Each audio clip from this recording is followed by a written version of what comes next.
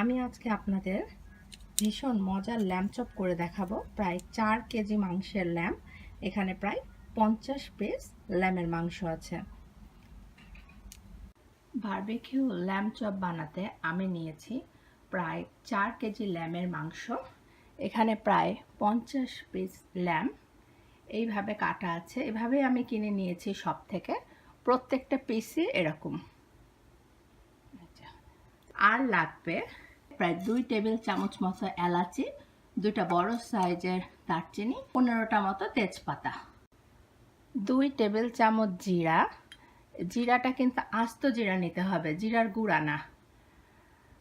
2 table চামচ ধনিয়া, এই ধনিয়াটাও আস্ত ধনিয়া নিতে হবে, ধনিয়ার গুঁড়া নিলে হবে না। 1 টেবিল চামচ জিঞ্জার পাউডার, এটা কিন্তু জিঞ্জার পাউডারটাই নিতে হবে, না হলে টেস্টটা মজার হবে না। 1 টেবিল চামচ গার্লিক পাউডার, 1 টেবিল চামচ মরিচের গুঁড়া, 2 টেবিল চামচ ক্র্যাশ চিলি, 1 টেবিল চামচ হোয়াইট পেপার। এগুলো কিন্তু আস্ত আস্ত নিতে হবে, আপনার গুঁড়াটা নিলে মজা আসবে না। 1 টেবিল চামচ এটা হলো সরিষা, হলুদ সরিষাটা নেব। 1 টেবিল চামচ ব্ল্যাক পেপার, কালো গোলমরিচ, হাফ টেবিল চামচ লবঙ্গ, হাফ টেবিল চামচ পাপরিকা, এটা রঙের জন্য, এটা না নিলেও হবে, আর হাফ টেবিল চামচ কাবাব চিনি। আরও লাগবে প্রায় 2 কাপ টক দই। আমি এখানে প্রায় 2.5 টেবিল চামচ লবণ নিয়েছি, 1 কাপ আদা বাটা, 1 কাপ রসুন বাটা, 1 কাপ ভিনেগার, 1 কাপ সরিষার তেল। বাস এটুকুতে আমার হয়ে যাবে মজাদার বারবিকিউ ল্যাম্ব চপ। প্রথমে আমি একটা প্যানে এই রগুলো সব নিয়ে নেব। কাবাব চিনি, এগুলা গুঁড়া করাই আছে, এগুলো আর ধরবো না। লবঙ্গ, কালো গোলমরিচ, সরিষা, সাদা গোলমরিচ, ক্র্যাশ চিলিটা, ধনিয়া, জিরা, এলাচিগুলোও দিয়ে দিব। দারচিনিগুলোও একটু ভেঙে ভেঙে দিব। তেজপাতাগুলো যখন নাড়বো ওই সময়টায় ভেঙে দিব। এখন এটা ভাজতে চলে যায়। চুলাটা আমি হাই হিটে দিয়ে এটা প্রায় 2 মিনিট ভেজে নামিয়ে ফেলবো। এটা যেন কোনোভাবে পুড়ে না যায়, কিন্তু এই সমস্ত মশলার একটা সুন্দর ফ্লেভার বের হলেই নামিয়ে দেব। তো টোটাল 2 থেকে 3 মিনিট লাগে এটা করতে। চুলা আমার হাই হিটে আছে। আমার 2 মিনিট হয়ে গিয়েছে। হাত দিয়ে ফিল করবেন এগুলো গরম হয়ে গিয়েছে। এখন এটা নামিয়ে গুঁড়া করে নেব। এই যে দেখুন, এই সবগুলো আমি ঢেলে নিয়েছি। এখন এটাকে আমি একদম মিহি করে গুঁড়া করে নেব।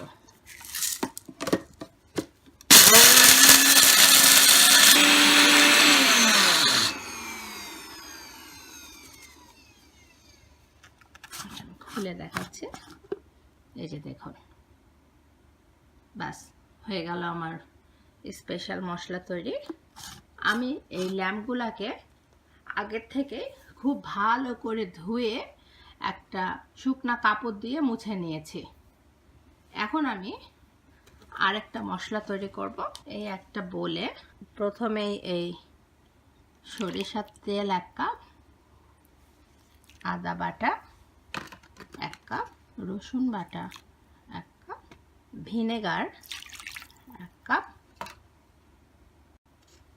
লবণ 2.5 টেবিল চামচ, টক দই 2 কাপ। এখানে 1 কাপ আছে, আরও 1 কাপ আমি মেপে দিচ্ছি,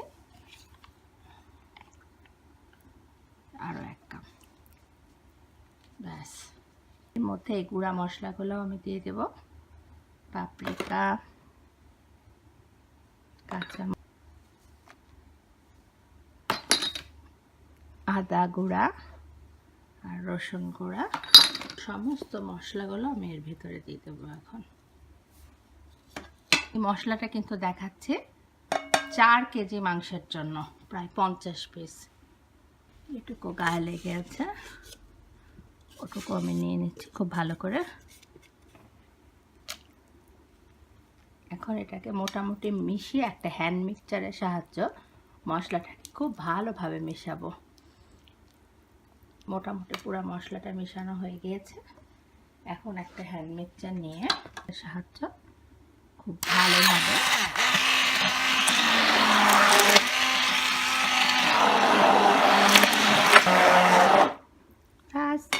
রেডি হয়ে গেল আমার ল্যাম্ব চপের মশলা। এখন এর ভেতরে ল্যাম্বগুলো খুব ভালোভাবে মাখিয়ে একদিন ম্যারিনেট করে রাখবো। আমি সব সময় ল্যাম্ব, বারবিকিউ চিকেন এগুলো আমি একদিন ম্যারিনেট করে রাখি। মশলাটা খুব ভালোভাবে ঢুকে গেলে খেতে ভীষণ মজা হয়। এখন কাজ সোজা, ল্যাম্বগুলোকে খুব ভালো করে মেখে মেখে ম্যারিনেট করে রাখবো। এভাবে সবগুলো ল্যাম্ব সুন্দর করে মাখিয়ে রাখবো। এই যে আমার মাখানো শেষ, প্রায় 50 পিস ল্যাম্ব চপস্টিক। এখন এটা ঢেকে ফ্রিজে রেখে দেব, সারা রাত ম্যারিনেট হবে।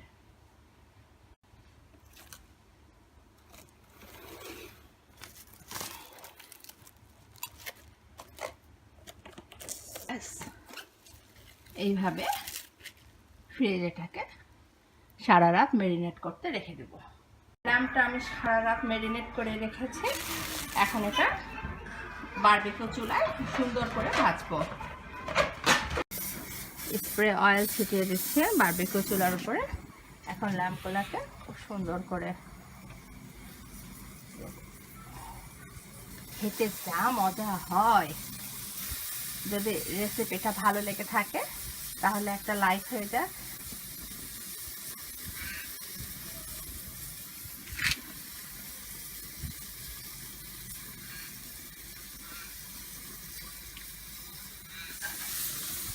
আমার বাসায় যে কোনো বারবিকিউ পার্টিতে আমি সবসময় এই ল্যাম্বটা করে থাকি এবং সবাই খুব পছন্দ করে।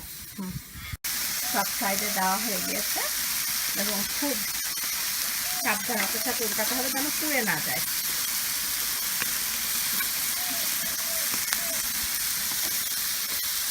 এই যে দেখুন, সুন্দর একটা ফ্লেভার বের হয়েছে।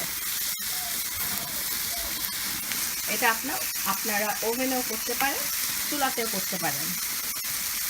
হয়ে গেল আমার 50 পিস ল্যাম্ব চপ, ভীষণ মজা খেতে।